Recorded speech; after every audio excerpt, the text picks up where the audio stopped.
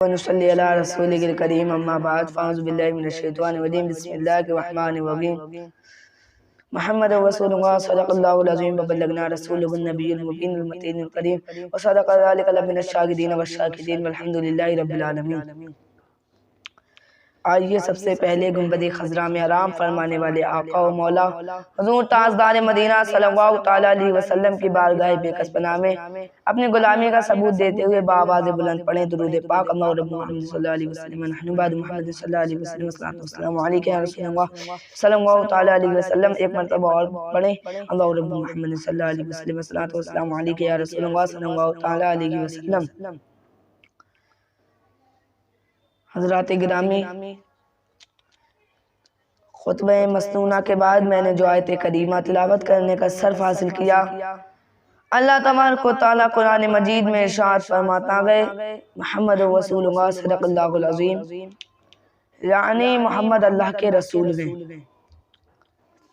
حضرات گرامی، ایک کافر شخص حضور صلی اللہ تعالیٰ علیہ وسلم کے دروازے پر آتا گئے اور آ کر کے کہنے لگتا گئے حضور میں امیہ کے دروازے پر گیا تھا لیکن مجھے وہاں سے بھگا دیا گیا ہے۔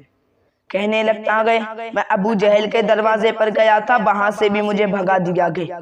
کہنے لگتا گئے میں ہر دروازے پر گیا ہر دروازے سے مجھے بھگا دیا گیا۔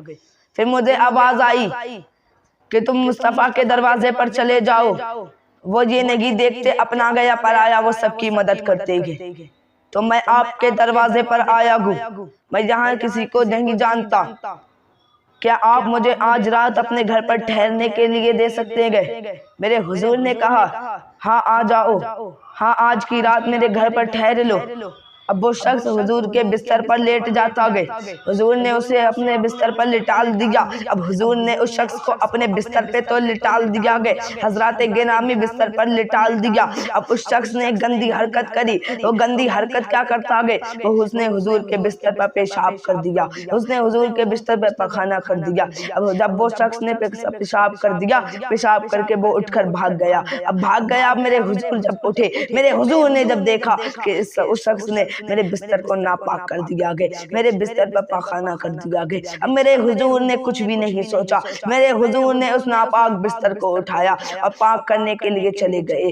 میرے حضور بستر کو پاک کر ہی رہے تھے، اب وہ شخص جس نے اس بستر کو ناپاک کیا تھا وہ شخص تھوڑی دور پہنچ گیا تھا۔ اب اسے تھوڑی دور پہنچنے کے بعد یاد آتا گئے کہ میں اپنی تلوار تو وہیں بھول گیا ہوں، میں اپنی تلوار کو مدینے والے مصطفیٰ کے گھر پر بھول گیا ہوں۔ حضرات گرامی، جب اس کو یہ یاد آیا تو وہ مدینے والے مصطفیٰ کے گھر پر پہنچ جاتا گئے، یعنی ہمارے آقا کے گھر پر پہنچ جاتا گئے۔ پہنچنے کے بعد وہ کہتا گئے حضور سے کہتا ہے حضرت میری تلوار رہ گئی ہے۔ حضور جاتے گئے اندر سے اس کی تلوار لا کر دے دیتے گئے اور کہتے ہیں اگر تمہیں کسی اور چیز کی ضرورت ہو تو مجھے بتانا، میں تمہیں لا کر دوں گا۔ حضور کہتے ہیں مجھے تم سے کوئی گلہ شکوہ نہیں ہے، میں تم سے ناراض نہیں ہوں۔ اس شخص نے کہا حضور آپ کا کردار بہت اچھا گئے، حضور آپ کا اخلاق بھی بہت اچھا گئے، میں نے آپ کے بستر کو ناپاک کر دیا، آپ اس کو خود ہی پاک کر لگے گئے اور آپ کو مجھ سے کوئی گلہ شکوہ نہیں ہے، آپ مجھ سے ناراض نہیں گئے، آپ مجھ سے بدلہ نہیں لے لگے گئے۔ حضور نے فرمایا